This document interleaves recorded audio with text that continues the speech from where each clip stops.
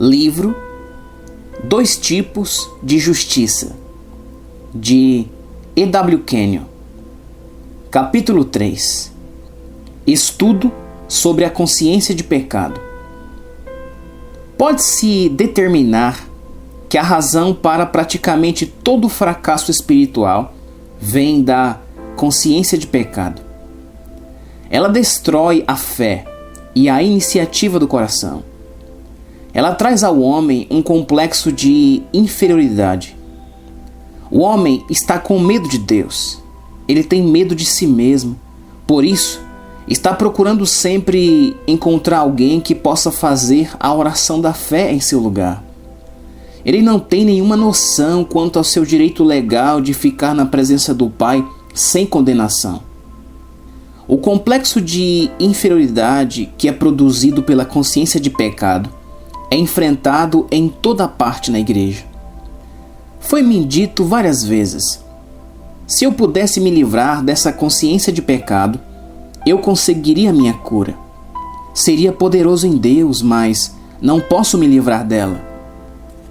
Teria Deus providenciado uma redenção que cura a doença do pecado? Tenho certeza que sim. Se ele não tivesse planejado retirá-la do homem durante a sua caminhada terrena, o homem nunca poderia andar de cabeça erguida perante Deus, porque a redenção só opera nesta era. Deus fez provisão para realizar uma nova criação. Ele planejou lhe transmitir sua própria natureza, retirando a velha natureza de pecado e substituindo-a pela sua própria.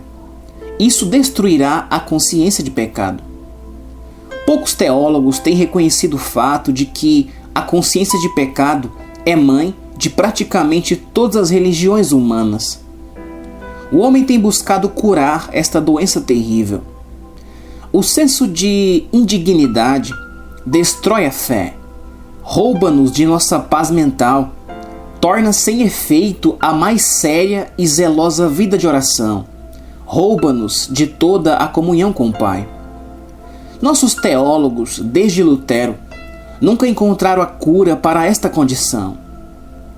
O povo do movimento de santidade tem tentado bravamente ir de encontro a esta questão, mas até aqui eles nunca foram capazes de curar permanentemente um paciente desta condição.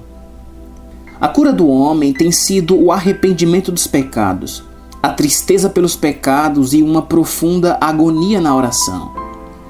Outros têm tentado acalmar suas consciências, indo à igreja, fazendo penitências, jejuando, dando dinheiro, fazendo orações, boas obras, abstendo-se dos prazeres, confessando seus pecados, lutando contra os maus hábitos, colocando-os sob a disciplina de negarem e humilharem a si mesmos e negligenciando o próprio corpo. Alguns têm chegado ao ponto de lacerar seus corpos. Outros têm feito longas peregrinações. Todos esses métodos têm sido tentados. Todo espírito determinado tem tentado praticar algum deles. Um novo movimento acaba de surgir, no qual homens e mulheres estão encontrando alívio temporário, confessando seus pecados um para os outros. A confissão dos pecados pode trazer alívio temporário da pressão que está sobre eles, mas nenhuma obra de qualquer tipo, quer sejam obras de autoabnegação, arrependimento, penitência, prática de oração ou autonegação, pode livrar o coração da consciência de pecado. Há dois tipos de consciência de pecado. Uma corresponde ao homem que nunca nasceu de novo. A outra corresponde ao crente pouco desenvolvido, aquele que nunca cresceu além do estado da primeira infância, que não conhece os seus direitos e privilégios em Cristo. Onde está a dificuldade? Está nisto. O homem natural é um pecador, mas ele é mais do que isso. Em 2 Coríntios 6,14, ele é chamado iniquidade. Em outros lugares, ele é chamado pecado. Ele é mais do que um transgressor. Ele é mais do que um violador da lei. Ele é por natureza um filho da ira. Está espiritualmente morto. ele está unido a Satanás, assim como o crente está unido a Deus. O crente se tornou um participante da natureza de Deus. O homem natural é um participante da natureza de Satanás. O problema é: como Deus pode tratar legalmente com o problema do pecado e com o problema dos pecados? Como pode lidar com esta natureza satânica que está no homem? A cura de Deus.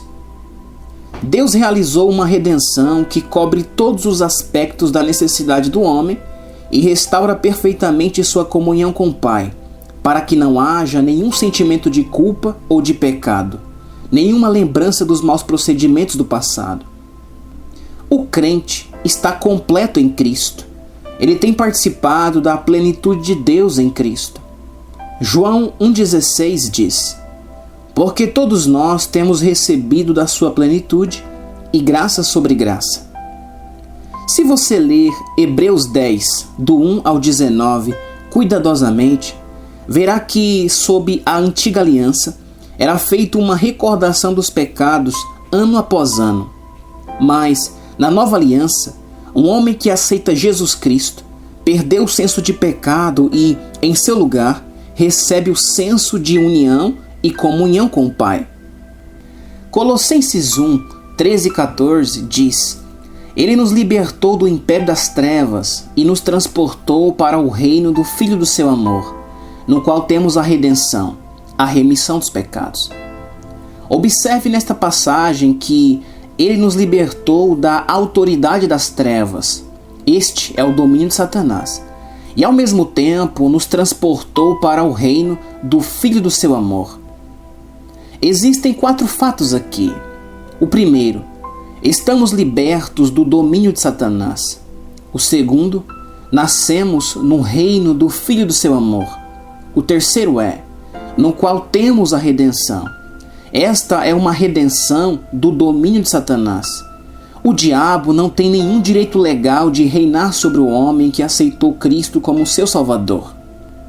Tal homem foi liberto do domínio de Satanás, da família de Satanás, da autoridade de Satanás. Ele nasceu na família de Deus, o reino do Filho do seu amor. Quando isto foi feito, a obra redentora que Cristo realizou se tornou uma realidade. O quarto é que Ele não somente nos redime do domínio de Satanás, há também uma remissão de nossos pecados. Ele nos redime, Ele nos recria. Ele nos liberta da autoridade de Satanás. Ele perdoa tudo o que já fizemos.